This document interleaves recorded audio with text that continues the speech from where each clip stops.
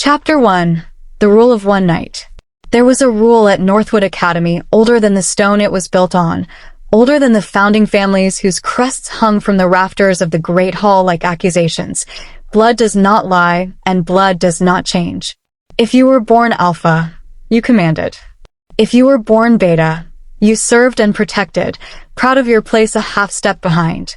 If you were born Omega, you smiled, you yielded. You were cherished the way people cherish something breakable, and you learned early never to raise your voice in a room where an Alpha was speaking.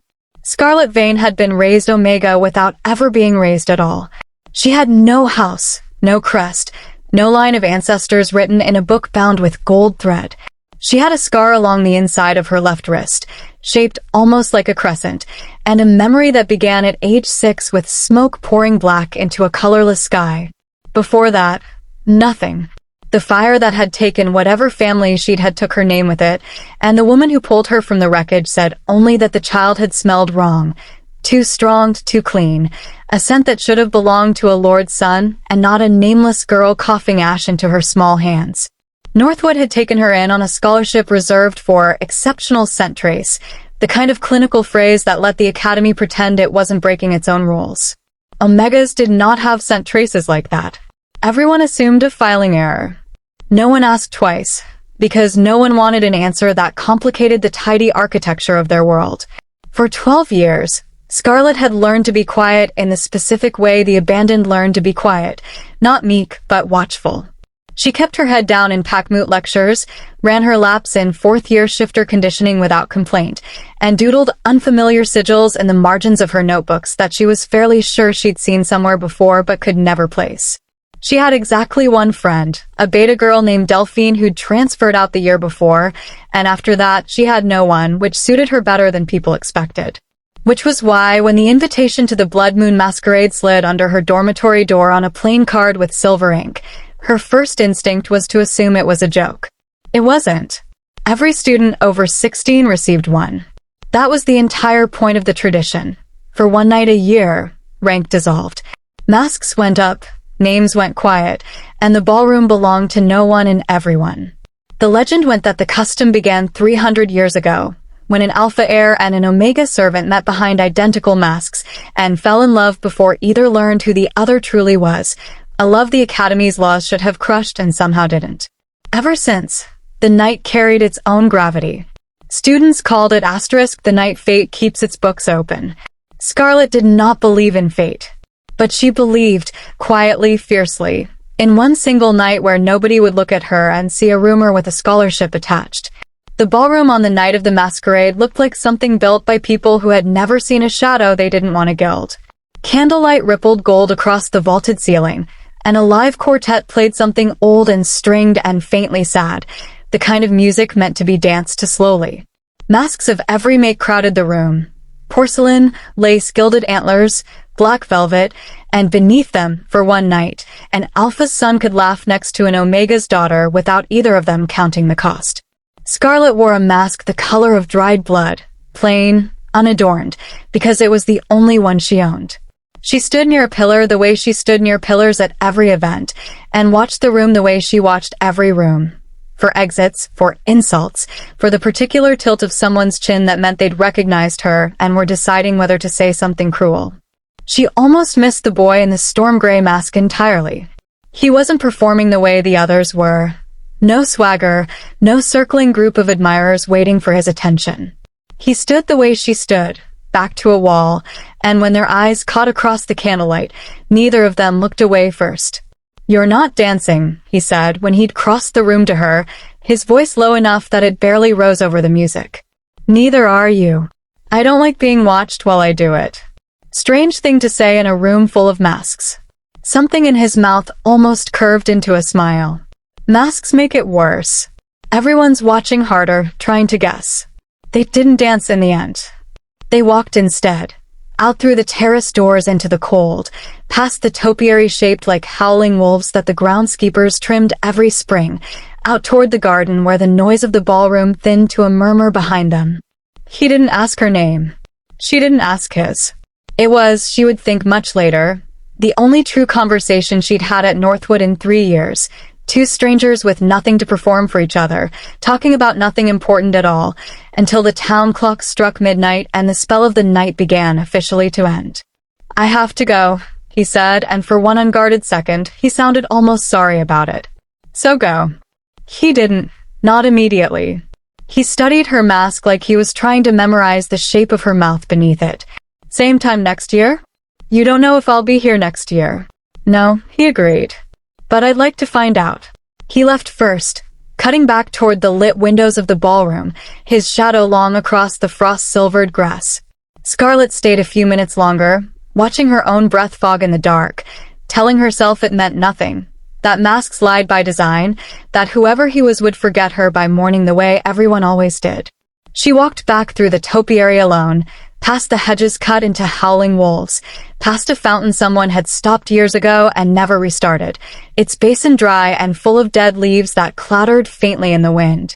She could still hear the quartet through the terrace doors, slower now, winding toward the last dance of the night, the one tradition reserved for whoever a person had chosen to spend the evening's final hour with. She had not stayed for it. Some small, superstitious part of her, a part she rarely let herself listen to, had not wanted to test whether the boy in the storm gray mask would have come looking for her if she had. Inside, the ballroom was thinning. Masks came off in twos and threes near the cloakroom, faces resolving back into names, status resettling over shoulders like a coat put back on after a night spent pretending it wasn't cold. Scarlett kept hers on until she reached her own room, some instinct insisting that removing it too early would break whatever fragile, borrowed magic the night had lent her. She slept better than she had in months. She would remember that later, with a kind of grim irony, that the last untroubled sleep of her life at Northwood came the same night Aurelia Voss drew her final breath in an abandoned hunting lodge 200 yards from Scarlett's window, and that neither of them, in that unknowing dark, had any sense yet of how thoroughly their two separate nights were about to become the same story. She had no way of knowing that morning would bring a body instead. Chapter 2. What the Garden Kept. The old hunting lodge sat at the far edge of the academy grounds, and used since before Scarlett had arrived, its windows boarded, its doors swollen shut with a decade of damp. It was the kind of building students dared each other to enter and rarely did, the kind of place that collected legends the way other buildings collected dust. It was where the groundskeeper found Aurelia Voss a few minutes past 7 the next morning, her mask still tied loosely at the back of her head, her body arranged with an almost theatrical stillness on the lodge's rotted floorboards, as if she had simply decided, mid-thought, to lie down and stop. By 8, the entire academy knew. By 9, the dean had sealed the east grounds. By 10, whispered numbers were already moving through the dormitories. Poison, people said, not an accident, though no one could yet say how they knew. Aurelia Voss had been, by every external measure, the academy's ideal omega. Soft-spoken in class, devastating at the winter recital, engaged, informally, everyone assumed formally would follow, to a beta boy 2 years above her. She smiled the way people expected an omega to smile, gratefully gently, as though every kindness shown to her were a gift she hadn't quite earned. What almost no one knew was that Aurelia collected secrets the way other girls collected pressed flowers, carefully, privately, for reasons of her own. She had, in the last year alone, learned 3 things she should never have learned, and told exactly no one about any of them, which was either very wise or very fatal, depending on how the next few weeks unfolded. The physician's report, when it eventually leaked, because nothing at Northwood stayed sealed for long, confirmed what the rumor mill already believed. Cardiac arrest, technically, but laced into the tissue around the heart, a compound physicians didn't see twice in a lifetime. Powdered silver bonded with monkshood extract, a poison built specifically to kill something with a wolf's blood in its veins. It did not exist in any apothecary. It was old magic, family magic, the kind of recipe that got passed down like an heirloom nobody talked about at dinner. Northwood's hierarchy had never once, in 300 years, been forced to reckon with its own mortality quite this literally. Deaths happened, of course, training accidents, the occasional duel gone wrong between hot-blooded alpha heirs, the slow attrition of age among the council elders. But murder, deliberate and poisoned and clearly premeditated, was a category of tragedy the Academy's careful architecture had never been built to survive gracefully. Professors who had spent decades lecturing on bloodline purity and the natural order of rank found themselves, for the first time, lecturing to rooms full of students who were doing arithmetic none of the syllabus had prepared them for, 8 scent trails, 1 dead girl, and an entire social order suddenly, uncomfortably aware of how thin its foundations actually were. The dean, a stern beta named Corvin Ash who had held his post for 11 years without ever once needing to invoke the Academy's emergency statutes, called an assembly the morning the body was found. The entire student body gathered in the great hall beneath the founders' crests, silent in a way Scarlet had never heard nearly 400 students manage before. A student has died under circumstances this institution takes with the utmost seriousness, Dean Ash said, his voice carrying without needing to be raised, the particular authority of a man who had never had to shout to be obeyed. An investigation is underway. Until it concludes, curfew will be strictly enforced. The East grounds will remain sealed, and I expect every one of you to conduct yourselves with the dignity this academy has always demanded. His eyes swept the assembled rows, and Scarlet had the distinct, uncomfortable sensation that they lingered on her section a half-second longer than anyone else's. Justice will be done. I promise you that much.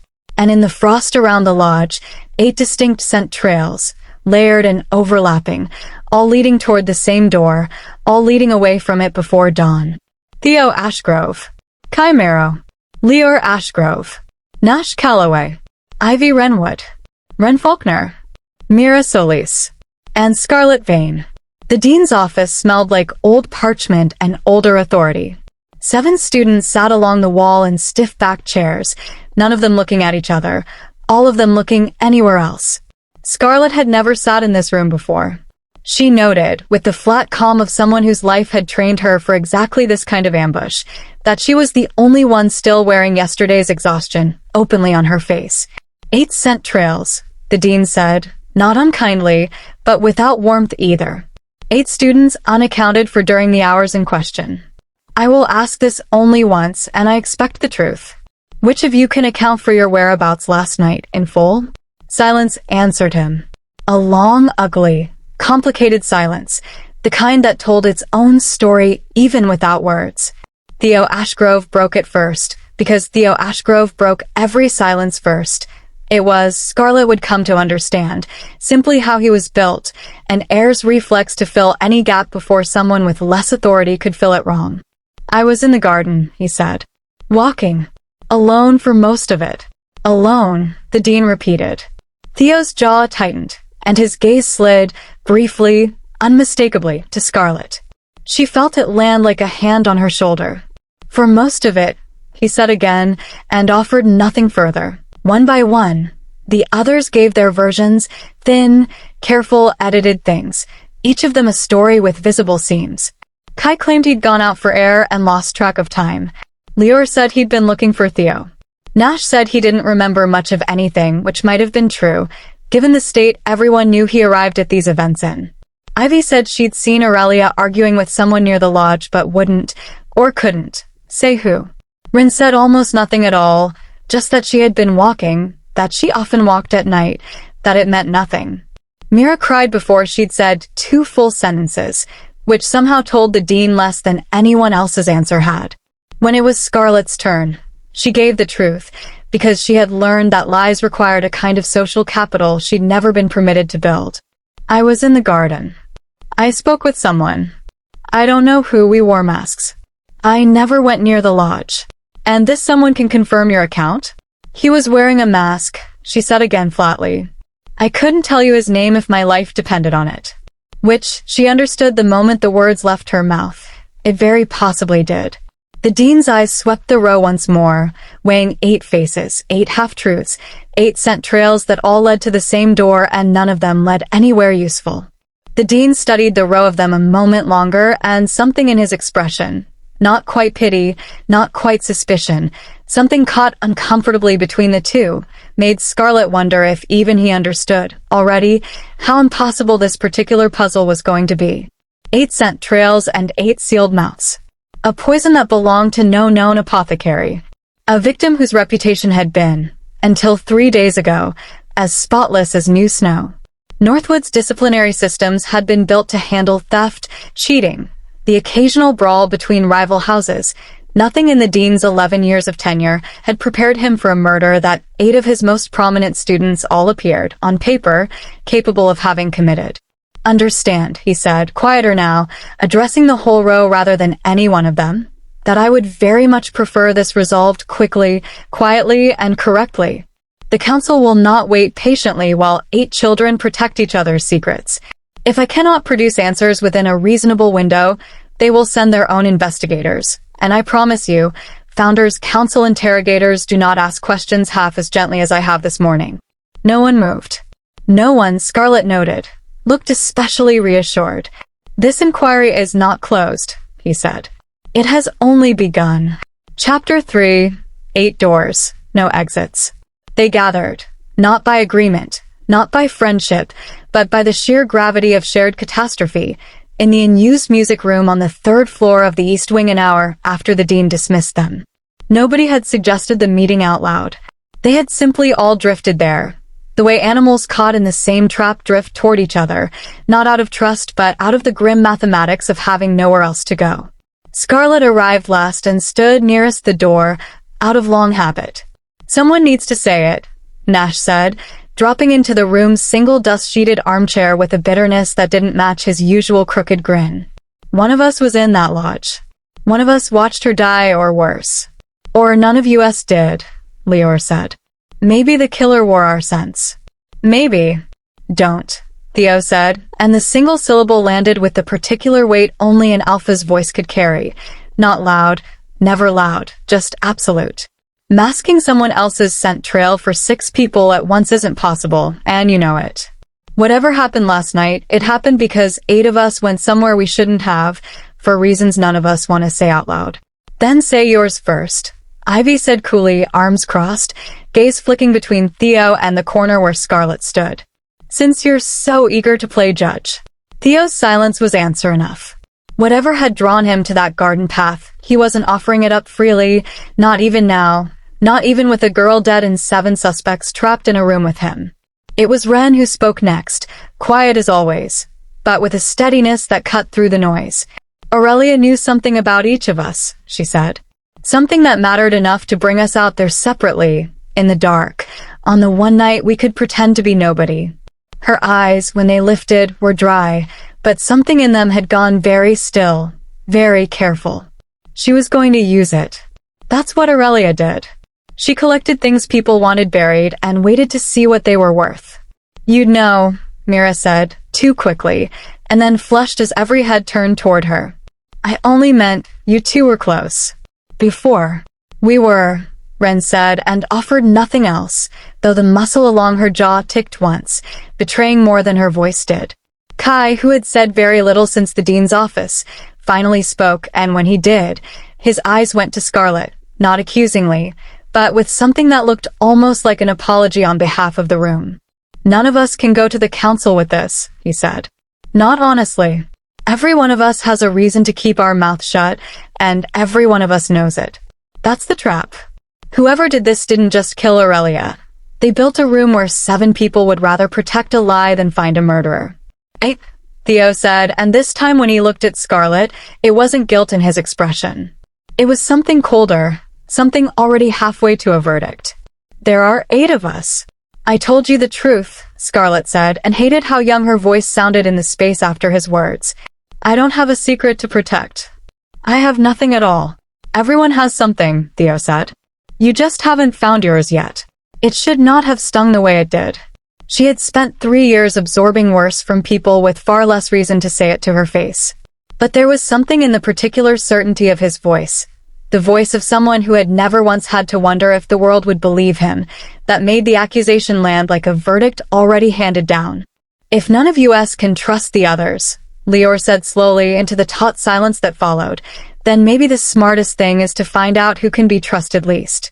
Someone here has more to hide than the rest of us. Find that person, and we find our answer." No one argued with the logic. No one in that moment was willing to argue that the person with the least to hide, standing quietly by the door with no family name and no alibi anyone would believe, might not be the safest place to point 7 fingers at all at once. "There's another problem," Ren said quietly from her place near the window, and the room's attention shifted toward her, the way it always seemed to when she finally chose to speak. Whoever did this knew exactly which poison would work. Silver bound to monkshood isn't something you buy from an apothecary or brew in a dormitory kitchen. That recipe belongs to an old family, passed down the way heirlooms are passed down, quietly, deliberately, generation to generation. Whoever used it either inherited that knowledge themselves, or had access to someone who did. Which means it isn't one of us at all, Nash said, a little too quickly, a little too hopeful. Or it's exactly one of us, Theo said, and we simply don't yet know which family cellar that recipe came from. His gaze swept the room again, weighing each of them in turn, and Scarlet understood, watching him, that he had already begun sorting suspects by bloodline rather than by alibi, an instinct so deeply ingrained in him that he likely hadn't noticed himself doing it. Everyone in this room comes from a founding house, save one. His eyes found her again, and this time the accusation in them had hardened into something closer to certainty.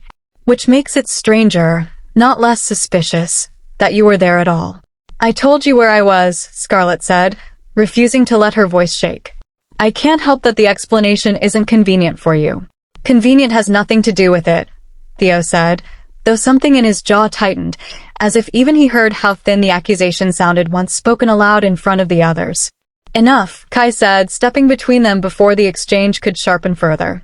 Fighting each other accomplishes exactly what whoever did this wants. If we're going to survive this, all 8 of us, whether we like each other or not, we start acting like people trying to find an answer instead of people trying to survive an accusation.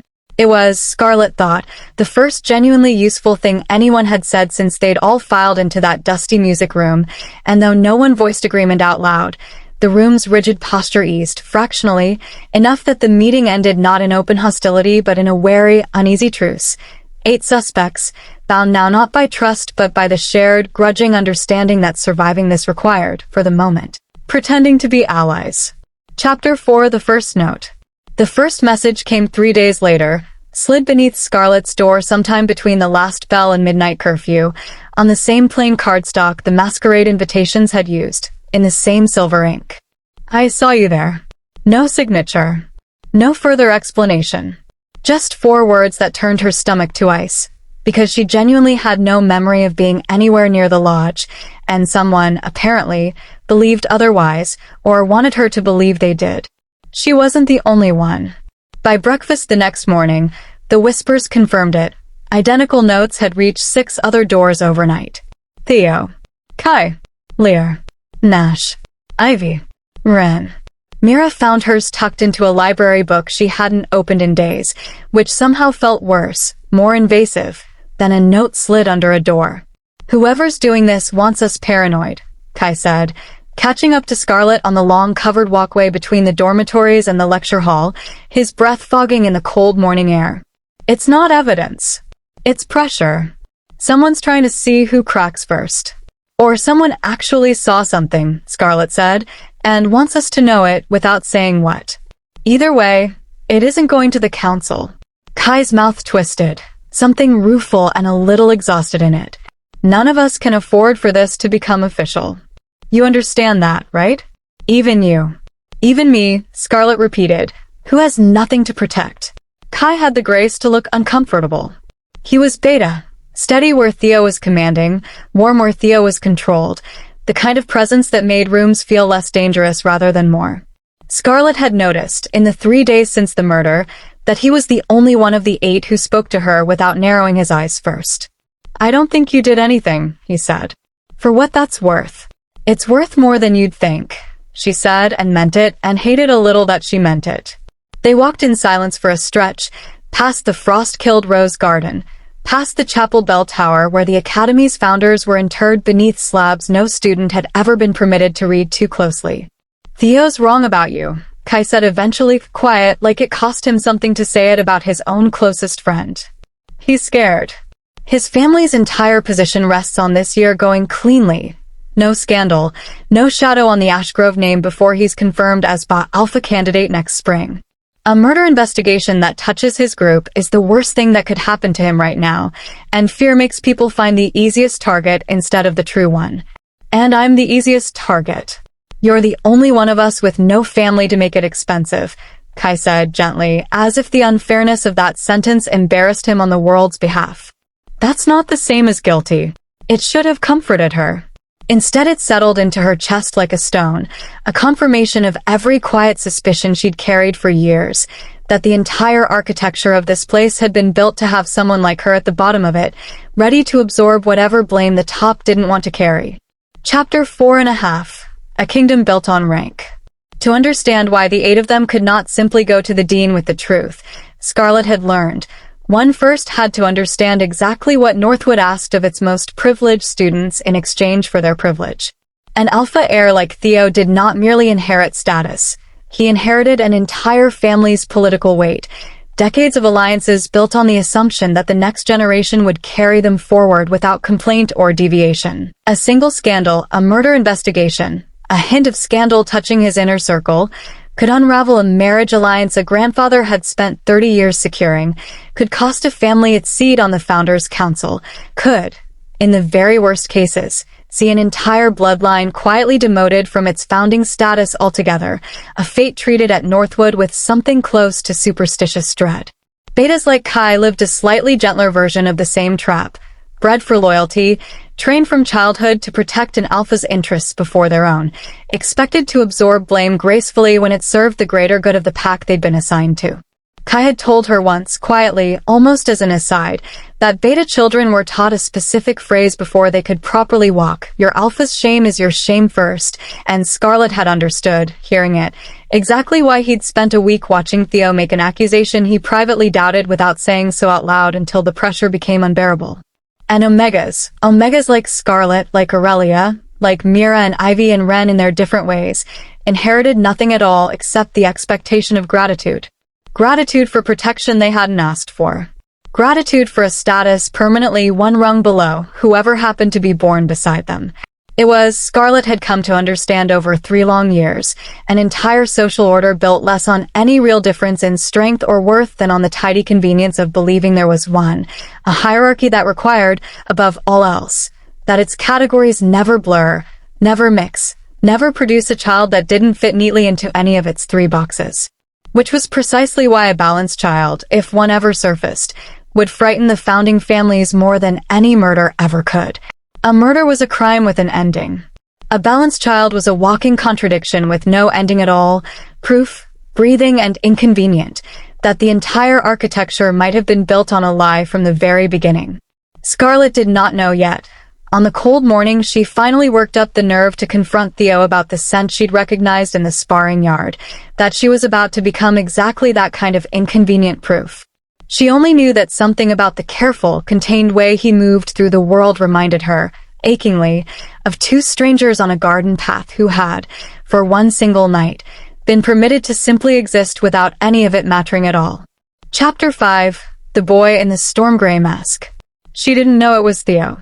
Not yet, not for certain, though something in the shape of his silences, the particular careful way he stood at the edge of every room, had begun, against her better judgment, to remind her of a boy in a mask who'd once asked her to dance and then not danced at all. The confirmation came sideways, the way most true things did at Northwood, not through confession, but through accident. The Academy's shifter conditioning trials required scent signature verification before every match, a formality nobody paid attention to except the instructors calling out names. Scarlet had drawn Theo as her sparring partner for the week, a coincidence that felt, given everything, deliberately cruel. When the proctor called their signatures aloud for the record, Ashgrove, Cedar, and Storm Static, something in her chest went very still. Cedar and Storm Static. She had smelled that exact combination once before, standing close to a boy in a gray mask on a frozen garden path, close enough that the scent had stayed with her for days afterward, unplaceable, unforgettable. Theo noticed her go rigid. "What?" he said, not a question so much as a demand, the way he said most things. "Nothing," she said, and meant it to end there. It didn't.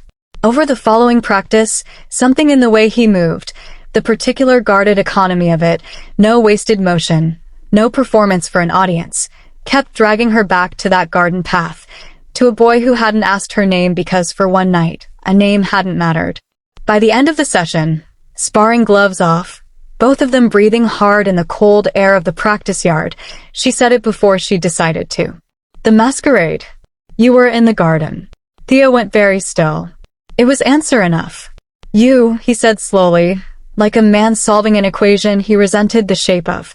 You're the one who didn't ask your name, she finished. Neither did you. For a long moment, neither of them said anything at all. The unfairness of it sat between them, ugly and absurd, that the one honest conversation either of them had had in years had happened between two people who, for days later, would stand across an accusation from each other with nothing but a stranger's mask to remember the other by. You should have told the dean, Theo said finally, and there was something almost like anger in it, though she couldn't tell if it was aimed at her or at himself. Tell him what? That I spoke to a masked stranger who never gave his name and still hasn't. She stepped back, arms crossed against the cold and against him. You had every chance to say it was you. You didn't. Because it changes nothing, Theo said. You still can't prove where you were before or after. Neither can I. All it does is prove we know each other's scent a little better than we let on, and right now, that's the last thing either of us needs the council to hear. So we just say nothing. We say nothing, he agreed, and something in his face, some flicker of the boy who had asked same time, next year with an almost smile, warred visibly with the alpha heir who would not, afford to be caught wanting anything softer than certainty. For now, it should have been the end of it. Instead, it was the beginning of something far more complicated, two people bound by one true, unguarded night, forced now to circle each other through accusation and suspicion, neither willing to admit that the boy in the mask and the girl by the pillar had liked each other rather a great deal, before either of them had any reason to. It was Kai who first suggested, carefully, over a shared table in the least visited corner of the library, that Scarlet stop waiting for the truth to clear her name and start hunting it down herself. Nobody in that group is going to hand you an alibi, he said, sliding a stack of the Academy's old event records across the table toward her. Guest lists, seating charts. The kind of administrative debris nobody thought to hide because nobody thought it mattered. But somebody in that garden saw something they haven't said out loud yet. If we can't get honesty, we can at least get patterns. Scarlet repeated, testing the word like it might not hold her weight. You're not going to solve this alone from the bottom of everyone's suspicion list, Kai said, not unkindly. And frankly, neither am I if I keep waiting for Theo to decide I'm allowed to doubt him. Something flickered across his face, quickly smoothed over. The particular fatigue of a beta who had spent years standing exactly one respectful pace behind his closest friend, admiring him, resenting him, unable to fully separate the two. I've known Theo since we were 7. I know when he's protecting someone and when he's protecting himself. Right now, I genuinely can't tell which one this is, and that scares me more than any poison does. They spent the following week building what amounted to an amateur and increasingly meticulous timeline, cross-referencing the masquerade's guest sign-in sheets against the groundskeeper's account of the frost patterns, against the physician's estimate of time of death, against half-remembered fragments each of the 8 suspects had let slip in unguarded moments. Kai turned out to have a gift for the quiet, patient work of it, the kind of methodical attention that never announced itself as cleverness because it didn't need to.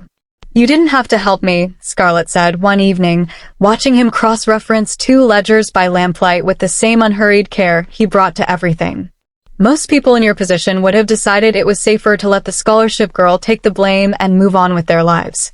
Most people in my position have spent their whole lives being told which lives matter more than others, Kai said, not looking up from the page. I got tired of agreeing with that a long time before Aurelia died. This is just the first time it's mattered enough to do something about it. He glanced up then, something warm and a little rueful in his expression. For what it's worth, I don't think you're the mystery here, Scarlet. I think you're just the first person unlucky enough to have nothing left to lose by finding out who is. It wasn't romance. Whatever small ache lived quietly beneath his kindness, Scarlet understood that clearly enough. Even then, even before Theo's storm gray mask had fully resolved itself into a name in her mind. But it was, for the first time in years, something steadier than survival. An ally who wanted nothing from her except the truth, freely offered, asking nothing in return but the same. Chapter 6. What Ivy Knew. Ivy Wrenwood had spent 3 years assuming she would marry Theo Ashgrove. Not because anyone had promised it outright. Alpha heirs did not make promises. They made alliances, and alliances were negotiated by parents over years, not declared by teenagers in gardens, but because every signal the world had given her pointed that direction, right up until the moment it stopped. She had not taken the stopping well. Scarlett found this out the unpleasant way, cornered outside the library by Ivy and 2 of her usual shadows, the kind of ambush that had nothing to do with murder and everything to do with an old, festering wound Scarlett had accidentally become the Sultan. You think because he spoke to you once in the dark, wearing a mask, that it means something. Ivy said, low and precise, the words honed the way only a lifetime of private tutors could hone them. It doesn't. Theo Ashgrove has spent 3 years being groomed to marry status, not sentiment. Whatever happened in that garden, it will not survive daylight. I never said it would, Scarlett said, which was true, and did nothing to soften Ivy's expression. Aurelia knew that too, Ivy said, and something in her voice cracked, just slightly, just enough to show the shape of what was underneath the cool contempt. She knew things about all of us. About me. About what I was willing to do to keep my place, once it started slipping. Her eyes, when they met Scarlett's, were bright with something that might have been grief, or might have been fear, and possibly both at once. I argued with her that night. Everyone knows it, I told the dean myself, because there was no point hiding what half the garden probably heard. But I did not kill her. Whatever anyone whispers about my mother's temper, or my family's old grudges, I did not lay a hand on Aurelia Voss. It was the first time Ivy had said anything to Scarlett that wasn't cruelty dressed as warning, and Scarlett understood, with the particular clarity of someone who had spent her whole life reading rooms for danger, that Ivy hadn't meant to say it at all. It had simply come out, the way true things sometimes escaped people mid-argument, unbidden and unwelcome. Your mother, Scarlett repeated carefully. Ivy's face shuddered instantly, the crack sealing back over. Forget I said that. She snapped and turned on her heel, her shadows trailing after her, leaving Scarlett alone with a thread she hadn't known to pull until just now, and no idea yet how far it would unravel. Chapter 7, Wren's Silence.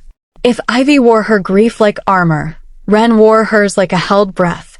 Scarlett found her in the greenhouse behind the Botany Hall, one of the few places in the academy that stayed warm and green year-round, tending a row of nightshade cultivated for medicinal study with the careful, absent movements of someone whose hands needed a task more than her mind needed an answer.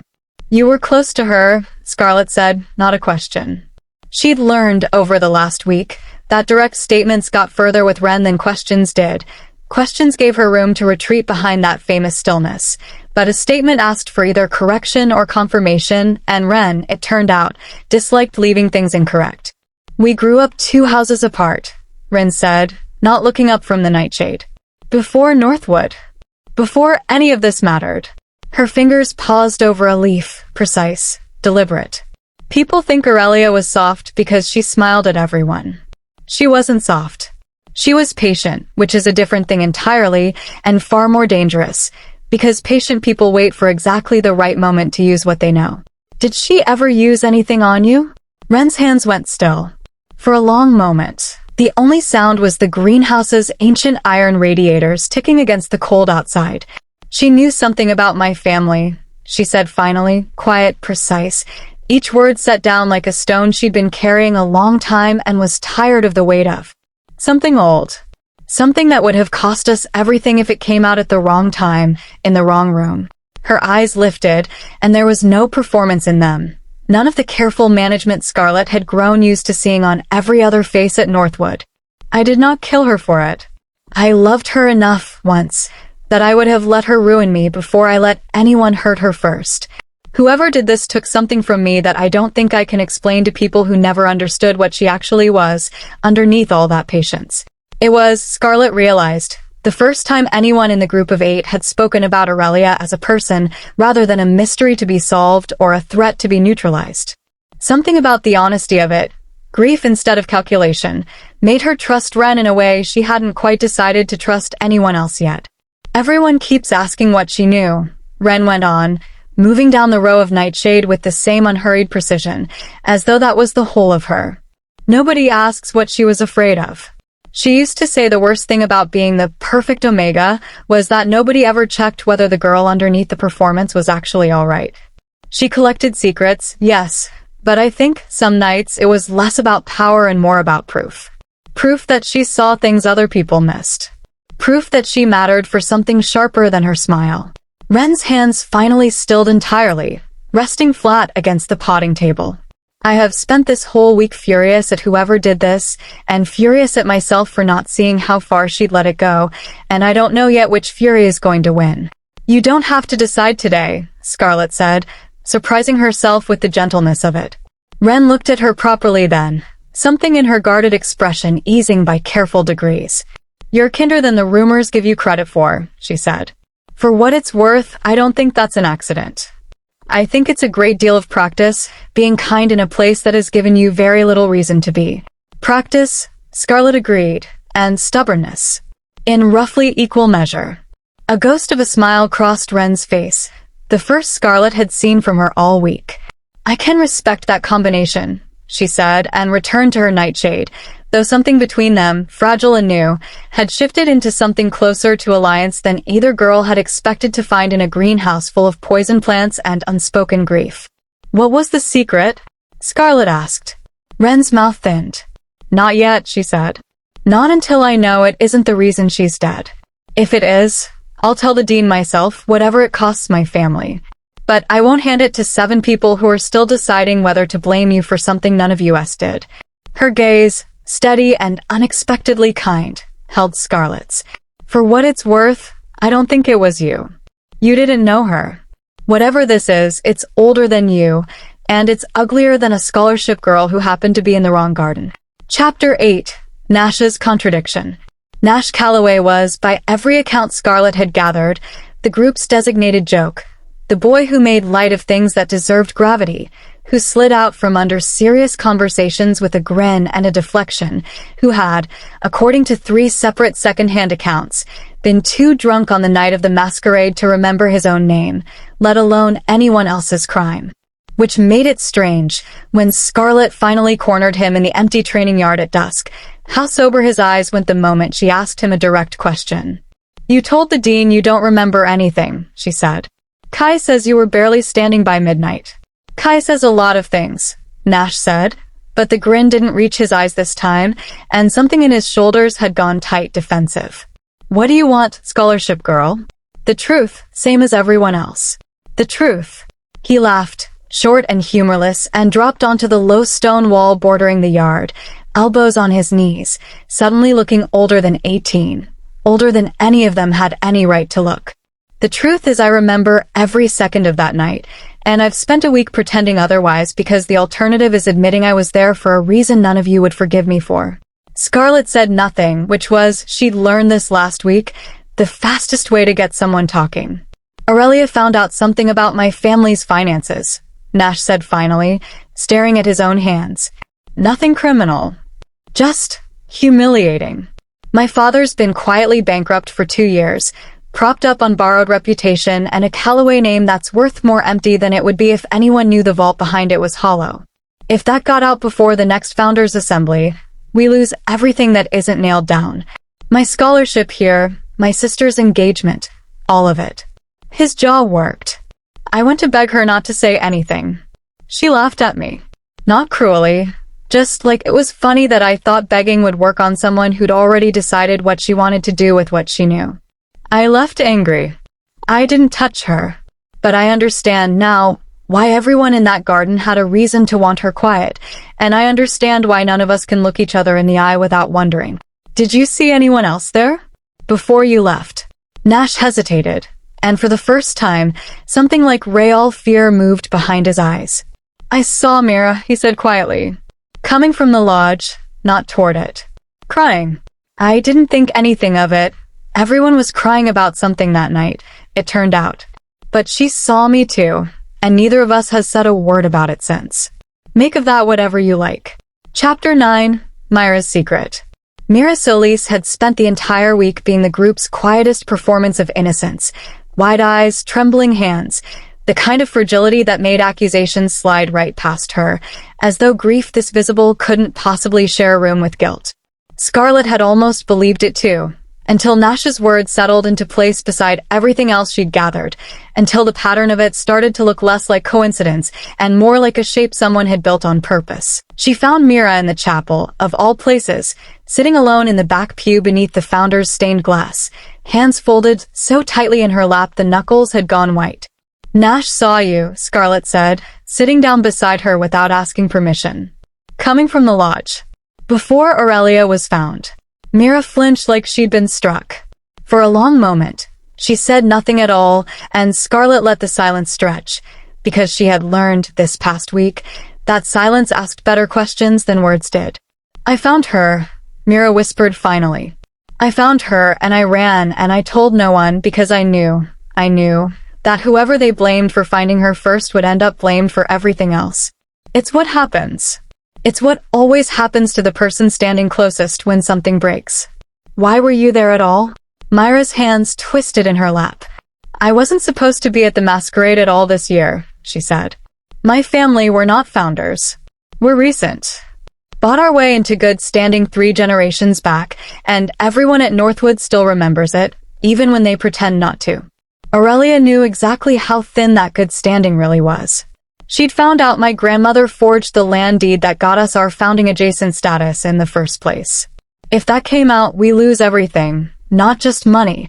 Every relationship, every alliance, 3 generations of careful pretending, gone in a single afternoon.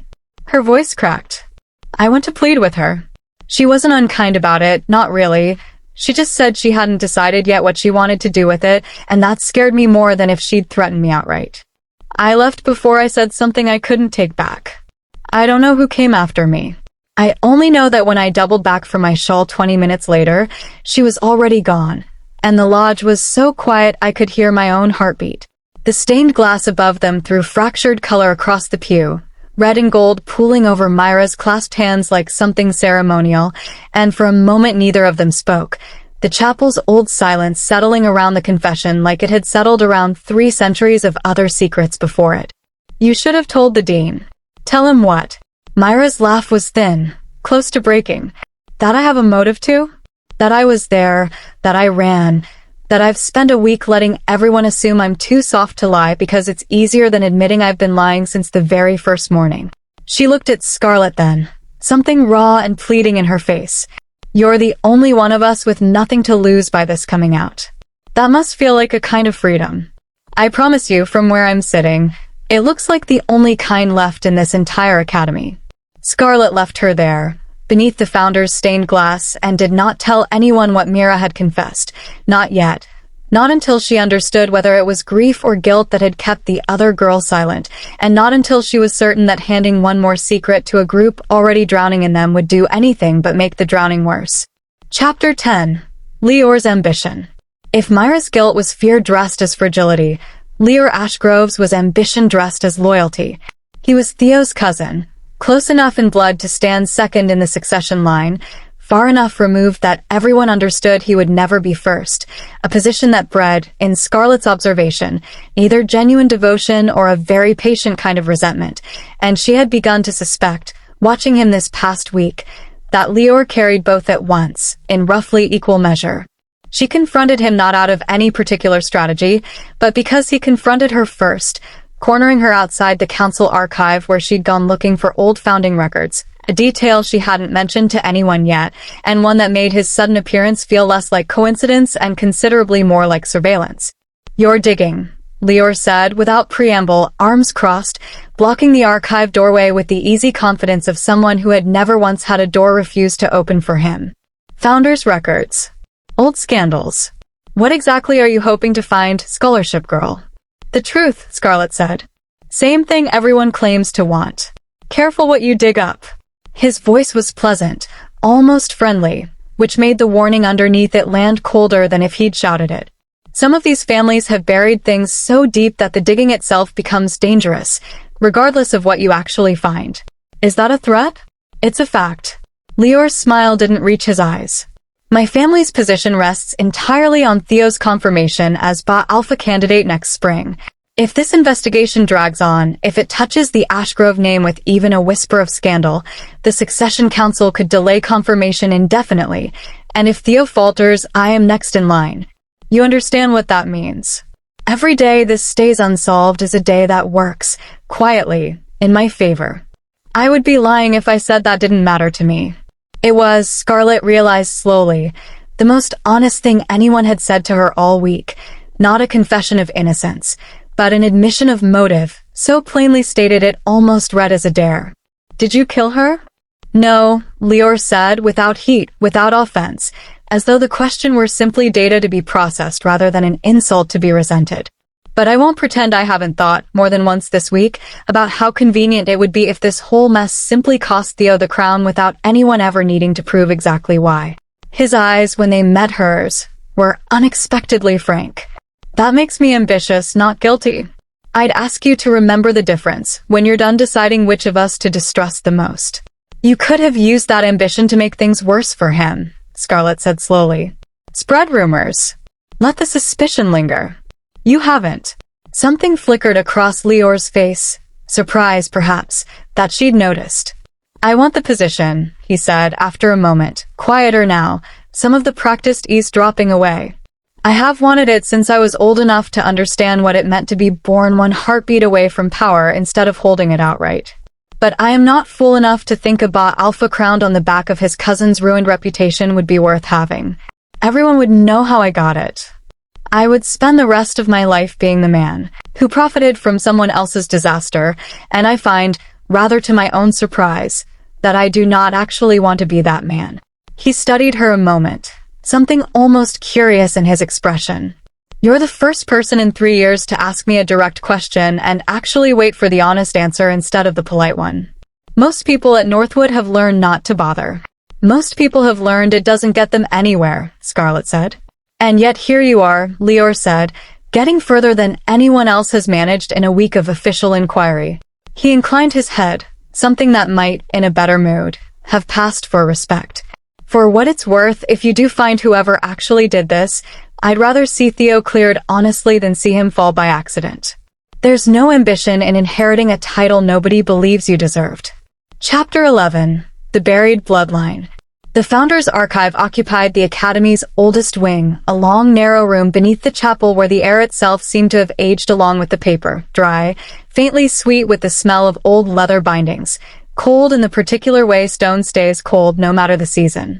Scarlett had needed 3 separate favors and 1 outright lie about a genealogy assignment to gain access at all, and, even then, the archivist, a wizened beta named Mr. Fenwick who had guarded these shelves for longer than Scarlett had been alive, watched her with the suspicious attention of a man who did not entirely believe her cover story but couldn't quite justify refusing a student a legitimate research request. She spent the first 2 nights finding nothing at all. Genealogies, founding charters, decades of council minutes recording disputes so mundane they read almost as comedy. Arguments over hunting rights, grazing boundaries, whose ancestor had technically arrived first. It was tedious, eye-straining work, and more than once she nearly gave it up, telling herself that whatever Aurelia had known, it likely wasn't sitting in plain sight in a public archive waiting to be found by a girl with no training in genealogical research and no idea really what she was even looking for. It was in the Founders' Archive, 3 nights later, buried in a ledger no one had checked out in over 40 years, that Scarlett found the thread that finally began to pull everything into shape. The entry was dated 19 years back, written in the cramped, careful hand of a council clerk who had clearly wanted the record to exist without wanting anyone to read it easily. A birth. A death recorded the same week, under circumstances the ledger described only as resolved per founding statute, Article 12. No names. Just a designation Scarlett had never encountered in any lecture, any textbook, any lesson on Northwood's founding laws. Balance child. She spent 2 more nights in that archive before she understood what she was looking at. Article 12, it turned out, was not a footnote. It was one of the oldest, cruelest laws the founding families had ever written, a statute born from the very same legend the Blood Moon Masquerade celebrated, twisted into something monstrous. If the old story was true, if an Alpha and an Omega really had fallen in love behind matching masks 3 centuries ago, the Founders had not responded with romance. They had responded with fear. A child born of Alpha and Omega blood mixed, a balanced child, carrying strength no bloodline law could categorize, no hierarchy could safely contain, was, under Article 12, to be quietly removed at birth. Not murdered outright. The founders had not been quite that shameless, not on paper. Simply resolved. Hidden. Erased from every record that mattered, so the tidy architecture of Alpha, Beta, Omega could remain unbroken, unquestioned, uninherited by anyone who didn't fit its categories. 19 years ago, one such child had been marked for resolution. 19 years ago would make that child 18 or 19 now. Scarlett sat very still in the cold archive, the ledger open in her lap, and thought about a scar on her wrist shaped like a crescent, a fire with no clear cause, a scent trace so strong it had gotten her admitted to Northwood on an exceptional scholarship no Omega should have qualified for, and felt something in her chest go very quiet. The particular quiet of a question she had been asking her whole life finally getting an answer she wasn't ready for. Chapter 12. What Theo found instead. Theo found her there near midnight. The archive's single lamp burning low, the ledger still open across her knees. He didn't ask how she'd gotten access. Alpha heirs had keys to places scholarship students technically weren't meant to enter alone, and some quiet part of him had apparently been keeping track of her more closely than either of them had admitted out loud. "You look like you've seen something you can't put back," he said, careful, none of the cold command from the dean's office in his voice now. She showed him the entry. Watched his face change as he read it, confusion first, then the particular stillness of someone doing arithmetic he didn't want to finish. 19 years ago, he said slowly. "That's, Scarlett, that's your age." "That's almost exactly." "I know," she said. "Your scent trace. The scholarship. The fire." He was still staring at the ledger, but his voice had gone quiet, careful, like a man walking across ice he wasn't sure would hold. Someone tried to erase a child 19 years ago, and a fire that erased a family's records happened around the same time you appeared with no name and a scent no Omega should carry. "I don't know that it's me," Scarlett said, though something in her chest already believed it, had perhaps always believed it, in the wordless way a body sometimes knows a truth long before the mind catches up. "But I think Aurelia found this. Or something like it. I think that's what she was holding over someone's head, and I think that someone decided an old buried law was worth killing to keep buried." Theo closed the ledger slowly, his hand resting over the cover, as though he could keep the words contained by touch alone. "If you're right," he said, "then whoever did this isn't just protecting a scandal. They're protecting the entire foundation this academy is built on. Alpha, Beta, Omega. The whole hierarchy rests on the idea that blood doesn't mix, that it can't, that the categories are clean.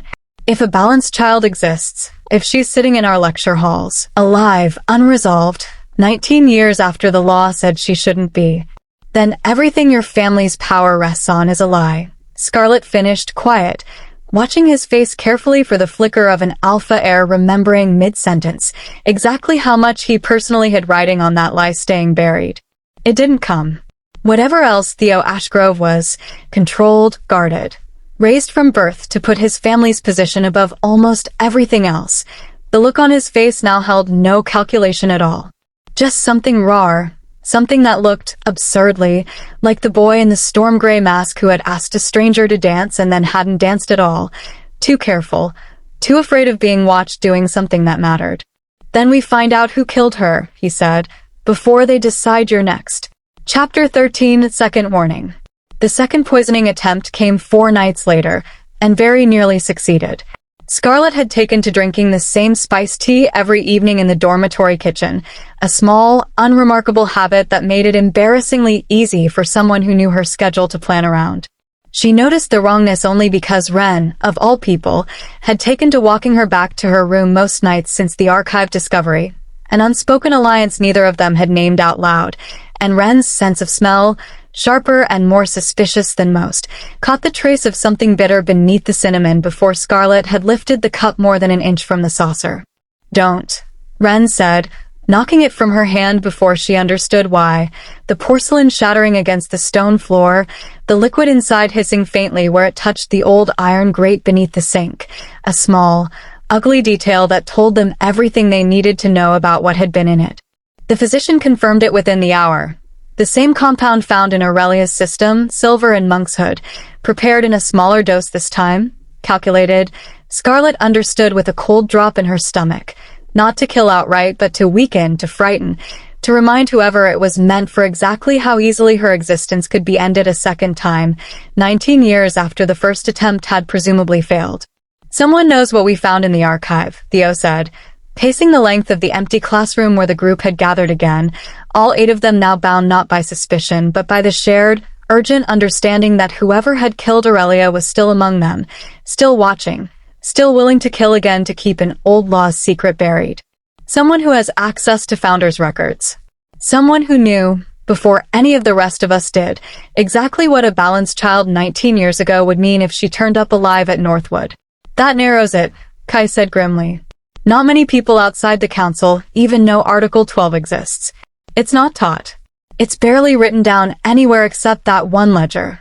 Scarlet's hand still stung faintly where the shattered porcelain had grazed her knuckles, a small, stupid wound that felt, absurdly, like the most honest injury she'd sustained since this whole ordeal began, proof, at least, that someone out there considered her dangerous enough to silence, rather than simply convenient enough to blame. Ren had not left her side since the incident, a silent, watchful presence that Scarlet found she was grateful for in a way she didn't entirely have words for yet. Whoever did this New Year's schedule, Ren said, quiet, methodical, turning the shattered porcelain over in gloved hands like it might yield a second confession if handled carefully enough. Knew which kitchen you use, which hour, which cup. That's not opportunity. That's surveillance. Someone has been watching you closely enough to know your habits better than most of the people who've known you for years. Which means it's someone with real freedom of movement, Kai added grimly. Someone whose presence near the dormitory kitchens wouldn't raise a single eyebrow. Every head in the room turned, slowly, unavoidably, toward Ivy. My mother sits on the Founders' Council, Ivy said, before anyone could voice the accusation outright, her chin lifted, her voice steady even as color drained from her face. She has access to every record in that archive. She has always had access. That does not make her a murderer, and it certainly does not make me one. It makes her a place to start, Theo said, not unkindly, but without softening it either. Ivy, I need you to think very carefully about where your mother was the night of the masquerade. Chapter 14, The Woman Who Kept the Ledger.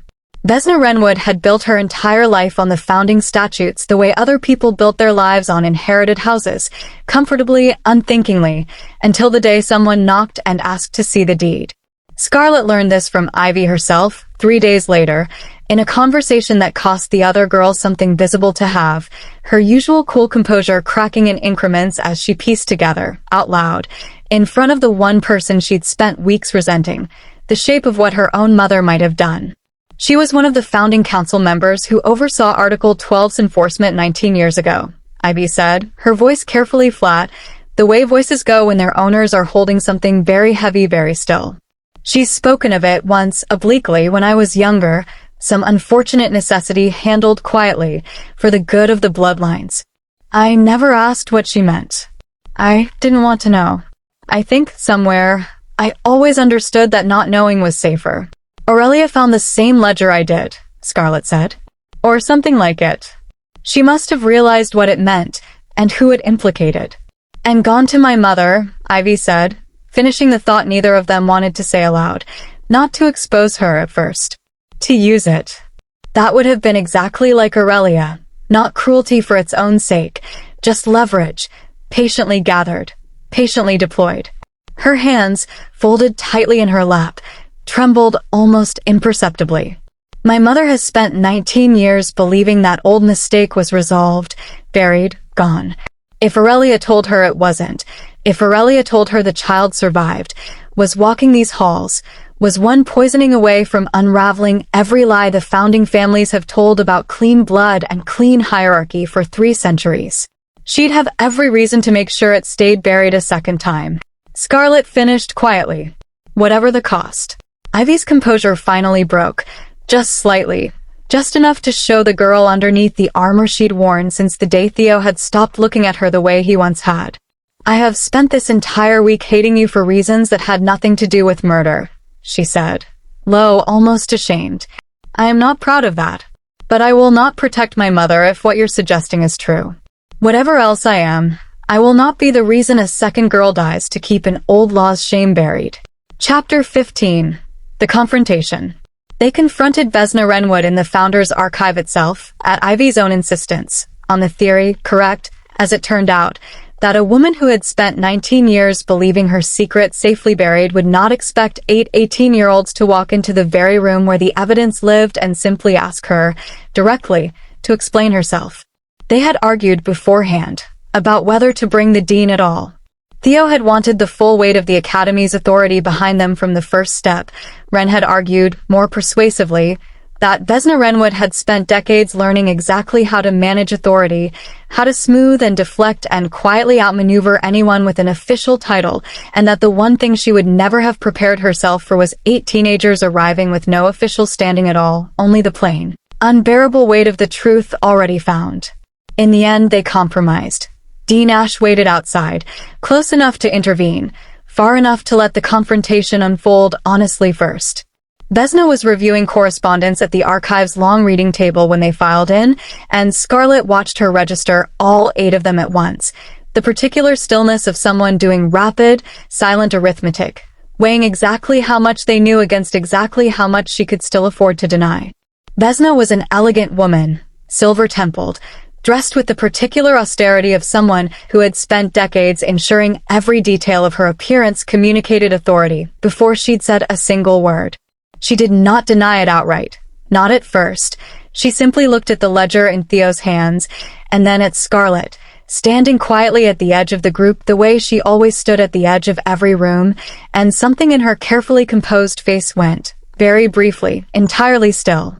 "You have her eyes," Vesna said finally, almost to herself, almost gently, as though the years between then and now had briefly folded shut. "I told myself when the fire took the record with it, that it was a mercy, that the child would grow up somewhere far from all this, spared the weight of a bloodline built on a mistake no one would ever forgive. I did not expect her to come back to the very institution built to keep her erased." "You started that fire," Theo said, not a question. "I did not," Vesna said, and something in her voice, cold and precise, made it clear this at least was not a lie. The fire was never meant to touch the child. It was meant to destroy the birth record. Nothing more, a clean severing, a life allowed to continue elsewhere, quietly, without a shadow attached to it. I did not know the child had survived inside that same fire until Aurelia Voss walked into my study 3 weeks ago and told me so herself, with a smile I still see when I close my eyes. Her composure, so carefully maintained until now, finally began to fray at the edges. She did not want money. She did not even, I think, want to expose me outright. Not at first. She wanted to know what it would mean for the Academy, for the founding families, if a balanced child were allowed to simply exist without correction. She wanted to watch what happened.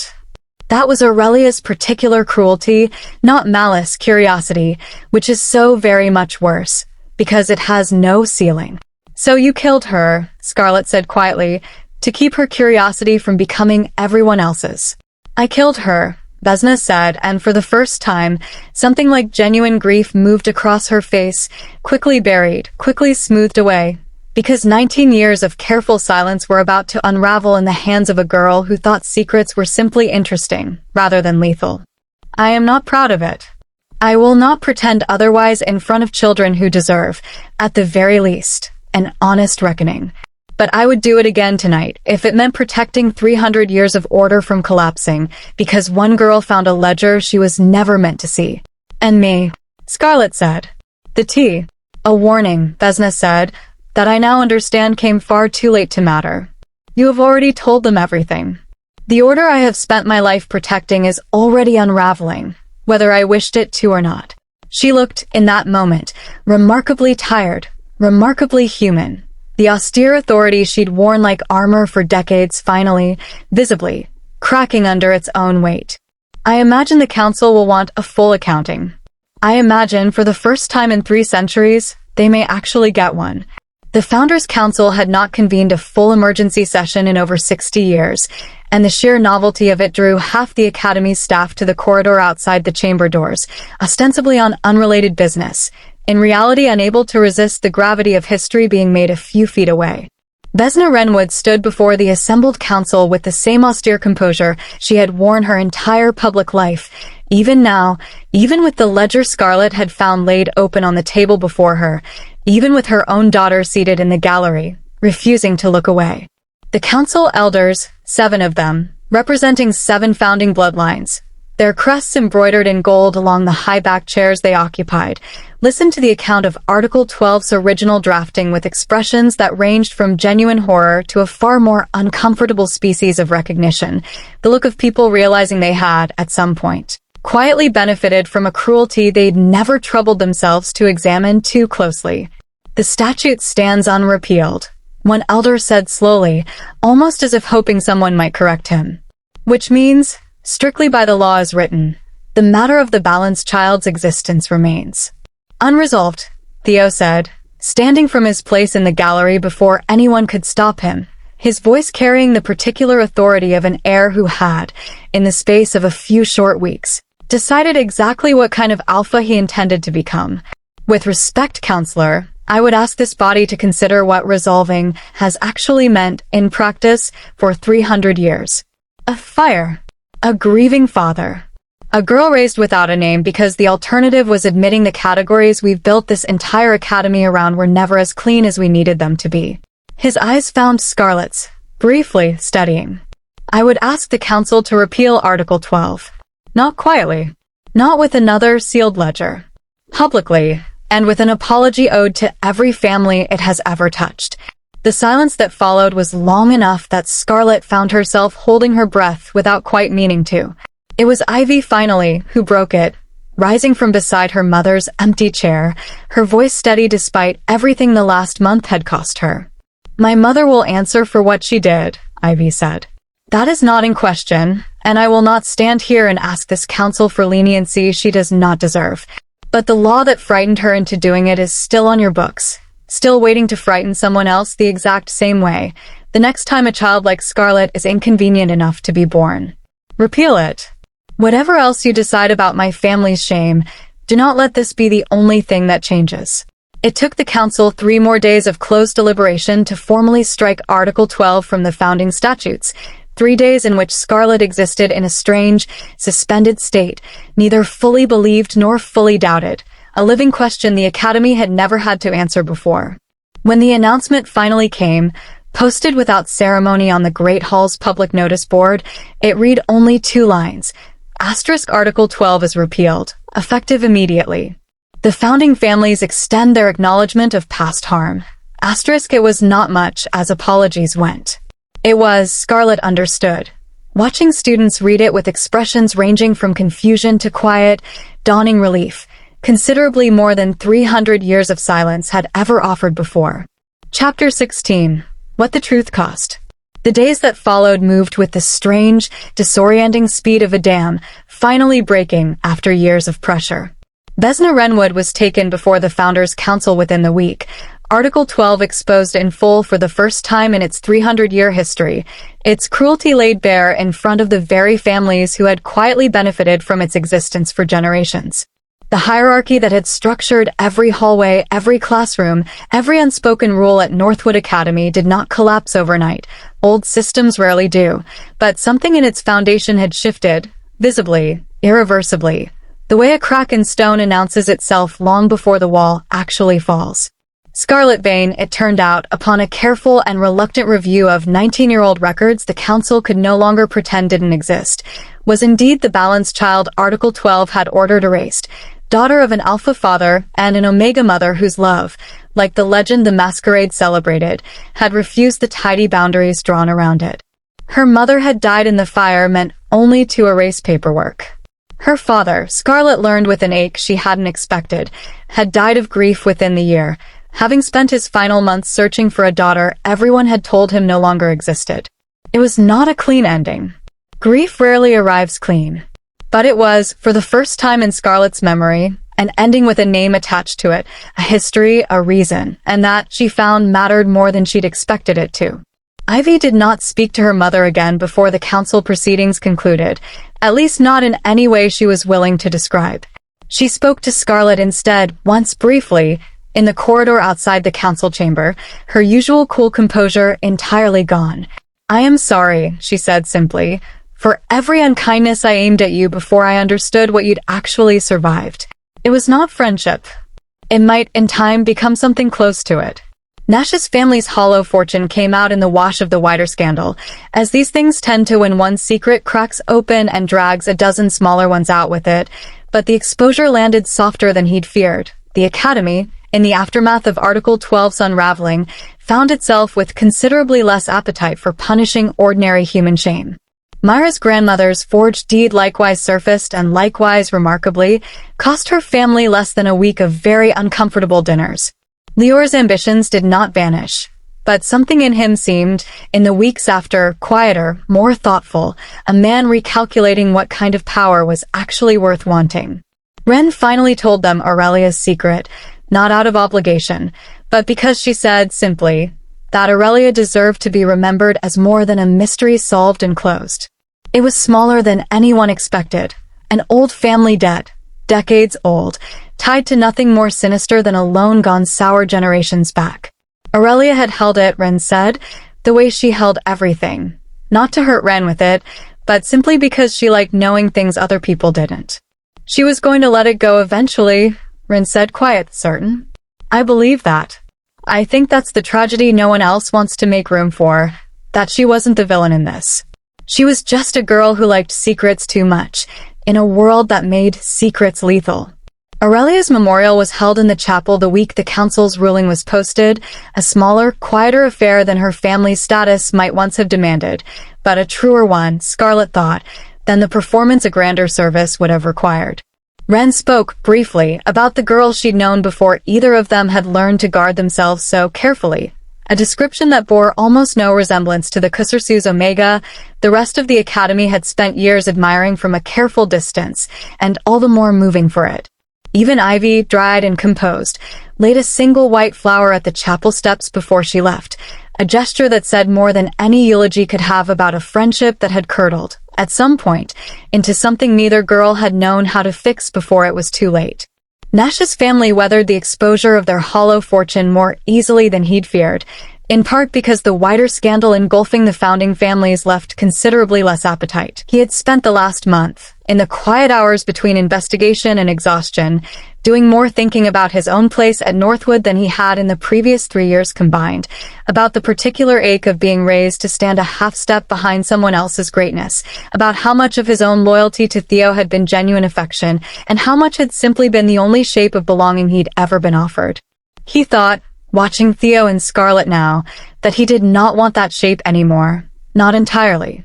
He wanted, instead, to find out what a beta might become if he stopped measuring his worth against an alpha's shadow, a question Article 12's repeal had cracked open for more than just the balanced children the old law had been written to erase. "You're staring," Nash said, nudging him with an elbow, though there was nothing unkind in it. "I'm thinking," Kai said. "There's a difference. Dangerous habit, that." Nash's grin, this time, reached all the way to his eyes. "Come on. Ren saved us both a seat by the fire before the second dance starts, and I intend to actually enjoy this masquerade instead of spending the whole night convinced someone's about to die in a garden." Kai laughed, a real laugh, the first easy one he could remember in weeks, and let Nash pull him back inside, leaving the terrace, and the two figures still standing together in the frost-silvered garden below, to whatever quiet, unhurried thing was only just beginning between them. Below them, in the garden where a masquerade tradition 300 years old had once again proven itself true, that this single night each year truly was, in some strange and stubborn way, a night when fate kept its books open. Scarlet Vane stood in the arms of the boy who had once accused her of everything and now trusted her with, quite simply, all of it. Above them, the ballroom's candlelight spilled gold across the frost, and somewhere in the grounds beyond, the old hunting lodge stood empty at last, its secrets finally spoken aloud, its shadow finally beginning, slowly, to lift. Northwood Academy would hold its Blood Moon Masquerade again next year, and the year after that, the old legend intact, the old tradition unbroken, though something in its meaning had shifted, quietly, permanently. The night a scholarship girl with no name turned out to carry two bloodlines the founders had once tried to erase and refused in the end to disappear.